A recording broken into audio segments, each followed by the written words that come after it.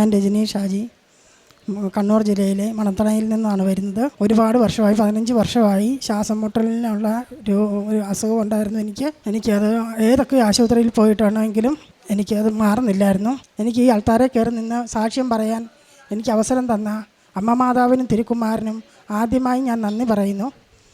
എനിക്കങ്ങനെ ശ്വാസം മുട്ടലുണ്ടായിരുന്നിട്ട് എന്നെ എൻ്റെ മക്കൾ പിടിച്ചുകൊണ്ടായിരുന്നു പോയിക്കൊണ്ടിരുന്നത്. അങ്ങനെ 15 വർഷമായിരുന്നു എനിക്ക് ശ്വാസം, ഒരു പ്രസവത്തോടു കൂടി വന്നതായിരുന്നു. അങ്ങനെ ഇരിക്കാൻ ഞാൻ ഒരു ചേച്ചിയെ കണ്ടുമുട്ടുകയും ആ ചേച്ചി എനിക്ക് ഈ കൃപാസനം പത്രം തരികയും ചെയ്തു. ഞാൻ എന്നിട്ട് എന്നോട് പറഞ്ഞു, മോളെ, നിൻ്റെ ഈ അസുഖത്തിൻ്റെ എല്ലാ വിഷമതയും നീ കൃപാസനത്തിൽ ചെന്ന് ഉടമ്പടി എടുത്ത് പ്രാർത്ഥിക്കുന്നതിൻ്റെ ഫലമായി നിനക്ക് മാറിക്കിട്ടും എന്ന് എന്നോട് പറഞ്ഞു. ഞാൻ അന്നേരം വീട്ടിൽ ചോദിച്ചപ്പം എന്നോട് പറഞ്ഞു, ഇച്ചിരൂടെ കഴിയട്ടെ പോകാനെന്ന് പറഞ്ഞു. എന്നാലും ഞാൻ അമ്മ മാതാവിനോട് പ്രാർത്ഥിച്ച് എനിക്ക് എത്രയും പെട്ടെന്ന് ആ സ്ഥലത്തെത്തണമെന്ന്. എന്താണെന്ന് ചോദിച്ചാൽ ആഹാരത്തിനില്ല, വസ്ത്രത്തിനില്ല, അങ്ങനെയുള്ളൊരു ജീവിതമായിരുന്നു ഞങ്ങളുടേത്. അന്നേരം ഈ മരുന്നും ഈ പണിക്ക് ഞാനൊരു ചെറിയ തയ്ക്കാൻ പോകുന്ന ആളായിരുന്നു. ആ പൈസ കൊണ്ടായിരുന്നു ഞങ്ങൾ ജീവിച്ചുകൊണ്ടിരുന്നത്.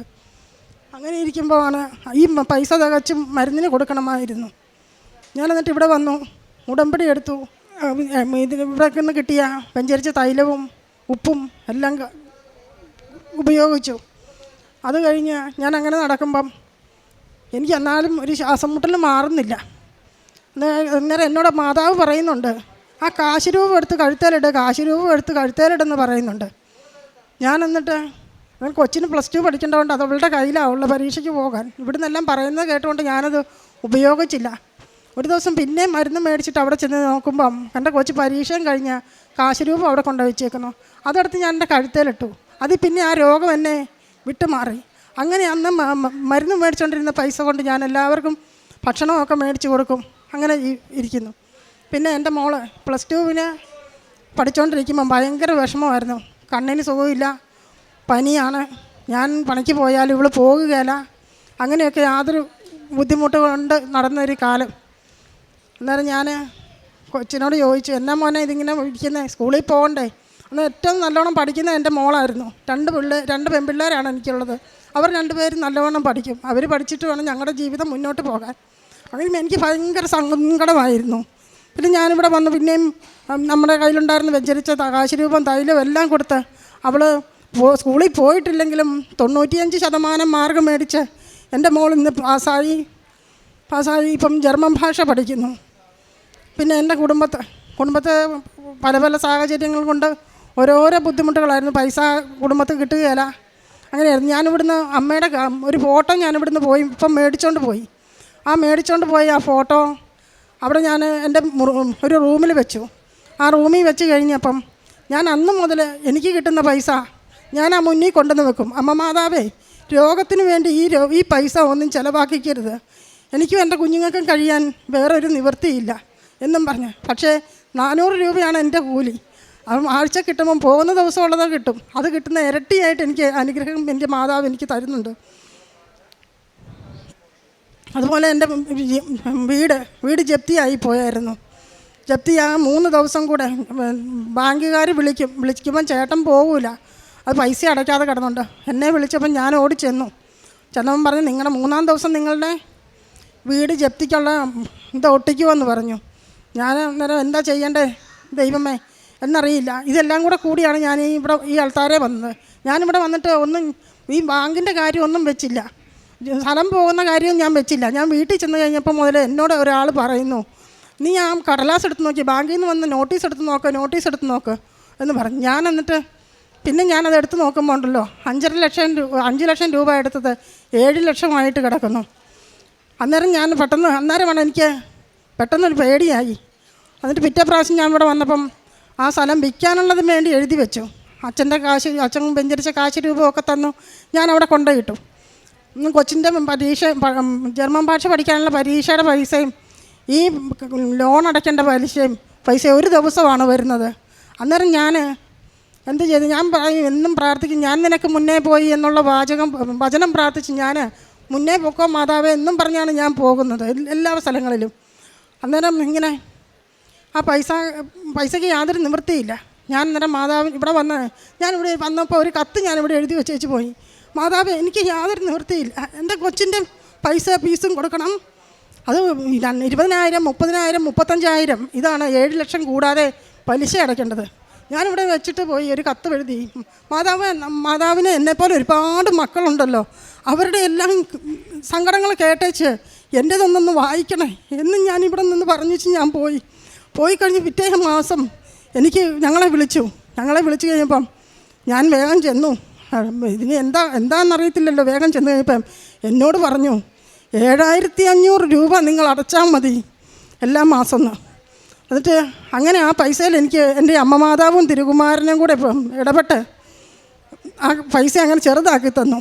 പിന്നെ എൻ്റെ മോൾക്ക് ഒരു വിഷമം ഉണ്ടായിരുന്നു, രക്തക്കുറവുള്ളത്. ഞാൻ ഇവിടുത്തെ കാനായിലെ വീഞ്ഞ് എല്ലാം 2-3 കുപ്പിയിലെടുക്കും. പോകുന്ന നേരത്തെ എൻ്റെ ഞാൻ വരുന്ന ബസ്സിന് കൊടുക്കും. പിന്നെ അവിടെയുള്ള ആൾക്കാർക്കെല്ലാം കൊടുക്കും. ഒരു ദിവസം ഈ കൊച്ച് രക്തക്കുറവ് കൊണ്ട് കറുത്തു പോയി. ഞാൻ പ്രാർത്ഥിച്ചുകൊണ്ട് നിന്ന് കഴിയുമ്പോൾ തിരിഞ്ഞ് നോക്കിയപ്പം ഈ കുഞ്ഞ് ക്ഷീണവതിയായി കിടക്കുന്നു. ഞാനന്നേരം വിശ്വാസപ്രമാണം ചെയ്ത് ഈശോയുടെ തിരുരക്തം കൊണ്ട് എൻ്റെ കുഞ്ഞിൻ്റെ നാഡിനരമ്പുകളെല്ലാം കഴുകി വൃത്തിയാക്കണമെന്നും പറഞ്ഞ് ഞാനത് അവൾക്കൊഴിച്ചു കൊടുത്തു.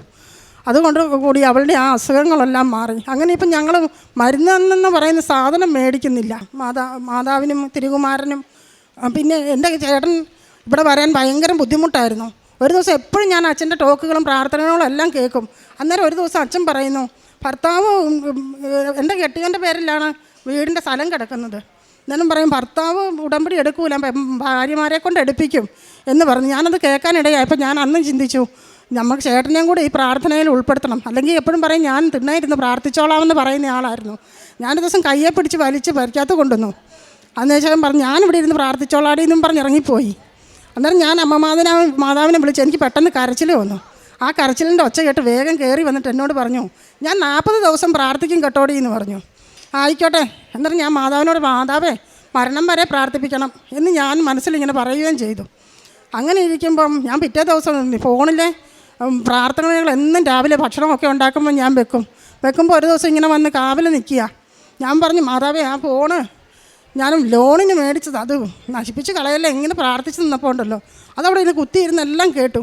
കുത്തിയിരുന്നിട്ട് അമ്മയും മാതാവ് ഈശോയും കൂടെ ആ ഫോണിലൂടെ പുള്ളിയെ ആകർഷിച്ചിട്ട് കഴിഞ്ഞ 27-ാം തീയതി ഞങ്ങളെല്ലാം ഇന്ന് പോരാൻ വേണ്ടി, എൻ്റെ ഉടമ്പടി പുതുക്കാൻ വേണ്ടി പോരാൻ തീർത്ത് എന്നോട് ചോദിക്കുക, നീ പോകുവാണോ, എനിക്ക് ഒരു ബുക്ക് ചെയ്തോന്ന് ചോദിച്ചു.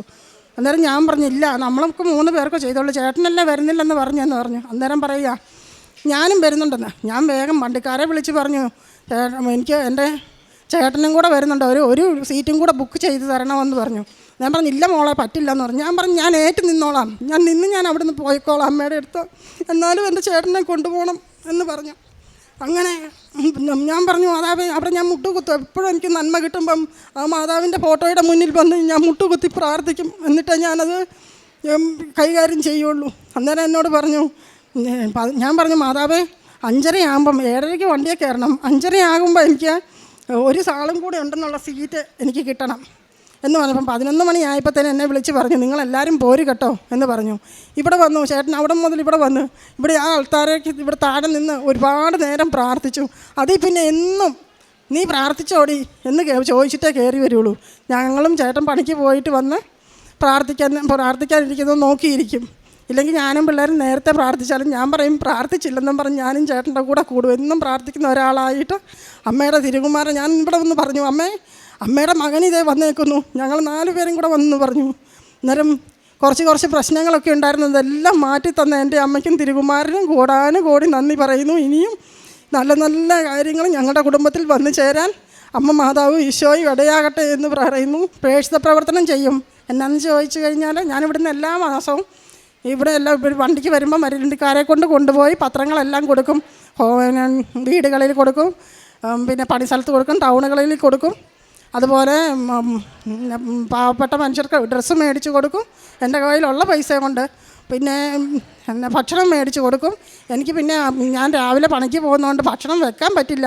അതുകൊണ്ട് ഞാൻ ഉച്ചയ്ക്ക് അവർക്ക് കൊടുക്കുമ്പോഴത്തേനും മോശമായി പോകൂലേ, അതുകൊണ്ട് ഞാൻ അടുത്തുള്ള ഹോട്ടലിൽ പോയിട്ട് ഭക്ഷണം മേടിച്ചിട്ടാണ് കൊടുക്കുന്നത്.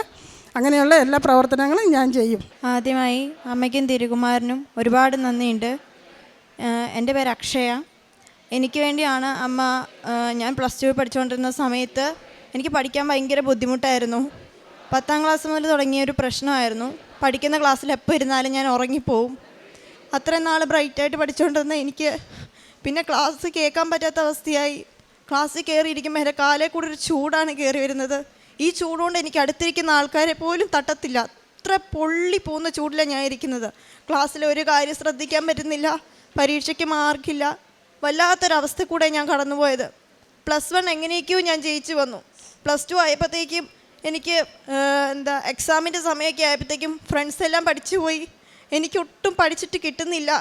രാത്രി 2 മണി 3 മണി വരെയൊക്കെ ഇരുന്ന് എല്ലാം പഠിക്കും. പിറ്റേ ദിവസം ക്ലാസ്സിൽ വന്ന് ക്വസ്റ്റ്യൻ ചോദിക്കുമ്പം എനിക്കൊരു കാര്യം അറിയത്തില്ല. ഞാൻ ഒത്തിരി കഷ്ടപ്പെട്ട് ബുദ്ധിമുട്ടിപ്പോയി. ആരോടും മിണ്ടാൻ പറ്റത്തില്ല. എൻ്റെ അവസ്ഥ എന്താണെന്ന് പറയാൻ പറ്റില്ല. എനിക്ക് സത്യം പറഞ്ഞാൽ എൻ്റെ ചുറ്റും നടക്കുന്നത് എന്താണെന്ന് പോലും അറിയത്തില്ല. ഒരു യാന്ത്രികമായിട്ടുള്ള ജീവിതമായിരുന്നു ഞാൻ ജീവിച്ചുകൊണ്ടിരുന്നത്. രാവിലെ എണീക്കുമ്പോൾ മുതൽ തലയ്ക്കകത്ത് ഭയങ്കര കനമാണ്. 1 മണിക്കൂർ കഴിഞ്ഞാൽ എനിക്കതൊന്ന് പുറത്തു വരാൻ പറ്റത്തുള്ളൂ. ബസ്സിൽ പോയാലും എവിടെ പോയാലും ഞാൻ ഇരുന്നിടത്തിരുന്ന് ഉറങ്ങിപ്പോകുന്നൊരവസ്ഥ. ഇത് കണ്ട് എൻ്റെ അമ്മയ്ക്ക് ഒത്തിരി പേടിയായി. അപ്പം എനിക്കും ഇത് എന്താ അസുഖം എന്നറിയാൻ വേണ്ടി ഞങ്ങൾ ഡോക്ടർമാരെ പോയി കണ്ടു. ആർക്കും ഒന്നും പറയാൻ പറ്റില്ല. എല്ലാവരും കുറേ വൈറ്റമിൻ ടാബ്ലറ്റ്സ് ഒക്കെ എഴുതി തന്നു. പക്ഷേ എനിക്കിതിന്ന് ഒരു മോചനം ഉണ്ടായിരുന്നില്ല. അന്നേരം എനിക്ക് +2ൻ്റെ ഫൈനൽ എക്സാം ആകുന്ന സമയമായി. എനിക്കന്നേരം ഞാൻ ഒന്നും പഠിച്ചിട്ടില്ലാത്തതുകൊണ്ട് എനിക്കിത് എഴുതാൻ പറ്റത്തില്ല.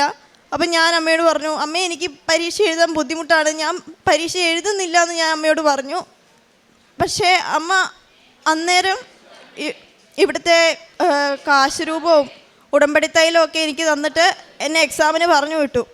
എനിക്ക് എക്സാമിന് പോയപ്പോൾ പോലും ഒരു ഉറപ്പും ഉണ്ടായിരുന്നില്ല ഞാൻ ജയിക്കുന്നോ പാസ്സാവുന്നോ ഒന്നും. എനിക്ക് ഒരു ഉറപ്പുമില്ലാതെ ഞാൻ എക്സാമിന് പോയത്. എക്സാം സെൻറ്ററിൽ കയറി ഞാൻ എത്ര വെള്ളം പോലെ പഠിച്ച ക്വസ്റ്റ്യൻ ആണെങ്കിൽ പോലും ആൻസർ ഷീറ്റ് കിട്ടുമ്പം ആ ക്വസ്റ്റ്യൻ എല്ലാം കൂടെ തെറ്റിച്ചായിരുന്നു ഞാൻ എഴുതിക്കൊണ്ടിരുന്നത് പോലും.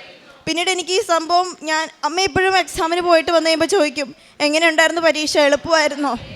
എനിക്ക് സത്യം പറഞ്ഞാൽ പേടിയാണ് അമ്മയുടെ മുന്നിൽ പറയാൻ. എളുപ്പമല്ലെന്ന് പറഞ്ഞു കഴിഞ്ഞാൽ എൻ്റെ അമ്മ എനിക്ക് വേണ്ടി കഷ്ടപ്പെട്ടതെല്ലാം വെറുതെയായി പോകത്തില്ലേ എന്നെനിക്കൊരു പേടി കൊണ്ട് ഞാൻ അമ്മയോട് പറഞ്ഞു, ആ അമ്മ കുഴപ്പമില്ല. പക്ഷേ എനിക്കറിയായിരുന്നു ഞാൻ എഴുതിയ എക്സാമിന് ഞാൻ പാസ്സാവത്തില്ലെന്നുള്ള കാര്യം.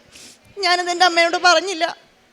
പക്ഷേ ഞാൻ എക്സാമൊക്കെ എഴുതി റിസൾട്ട് വെയിറ്റ് ചെയ്യുന്ന സമയമായി. അന്നേരമൊക്കെ ഞാൻ എക്സാം എഴുതിക്കൊണ്ടിരിക്കുന്ന സമയത്ത് അമ്മ ഈ ഉടമ്പടി തൈലവും കാശുരൂപവും ഒക്കെ തന്നുകൊണ്ട് ഞാൻ അത് കൈ ചുരുട്ടി പിടിച്ച് എഴുതിക്കൊണ്ടിരുന്നത്. അന്നേരം ഞാൻ മാതാവിനോട് പ്രാർത്ഥിക്കുമായിരുന്നു, മാതാവേ ഇത്രയും നീ എന്നെ കൊണ്ട് എത്തിച്ചില്ലേ, ഈ കടമ്പയും കൂടെ ഒന്ന് എന്നെ കടത്തിത്താ എന്ന് ഞാൻ പ്രാർത്ഥിച്ചിരുന്നു. അങ്ങനെ പേപ്പറിൽ ഉപ്പൊക്കെ ഇട്ടാണ് ഞാൻ എഴുതിക്കൊണ്ടിരുന്നത്. അങ്ങനെ എഴുതി പരീക്ഷ കഴിഞ്ഞു. റിസൾട്ടിന് വെയിറ്റ് ചെയ്യുന്ന സമയത്ത് എനിക്ക് ടെൻഷനായിരുന്നു. റിസൾട്ട് വരുന്ന ദിവസമെല്ലാം എൻ്റെ അമ്മയ്ക്ക് എന്നെക്കുറിച്ച് ഭയങ്കര സ്വപ്നങ്ങളായിരുന്നു. കാരണം ഞാനാണ് വീട്ടിലെ മൂത്ത കൊച്ച്. ഞാൻ പോയി പഠിച്ച് എന്തെങ്കിലും പണിയെടുത്താൽ എന്തെങ്കിലും എൻ്റെ കുടുംബത്തിനുള്ളൂ. ആ യാഥാർത്ഥ്യം എനിക്കറിയാവുന്നതുകൊണ്ട് എനിക്ക് പേടിച്ചിട്ട് ജീവിക്കാൻ പറ്റാത്ത അവസ്ഥയായി. അന്നേരം റിസൾട്ട് വന്നു. എനിക്ക് 4 A+, 2 A ഉണ്ടായിരുന്നു. ഞാൻ സ്വപ്നത്തിൽ പോലും പ്രതീക്ഷിച്ചിട്ടില്ല എനിക്ക് A+ കിട്ടുന്നുള്ള കാര്യം. പിന്നെ അതിനകത്ത് 2 വിഷയം എനിക്ക് A ആയിരുന്നു. അപ്പം ഞാൻ ഇമ്പ്രൂവ്മെൻറ്റിന് കൊടുത്തിട്ടും എനിക്ക് പഴയ അവസ്ഥ തന്നെ. എനിക്കിതൊന്നും പഠിക്കാനും പറ്റുന്നില്ല. ഇംഗ്ലീഷായിരുന്നു ഞാൻ കൊടുത്തത് ഇമ്പ്രൂവ്മെൻറ്റ് ചെയ്യാൻ വേണ്ടിയിട്ട്.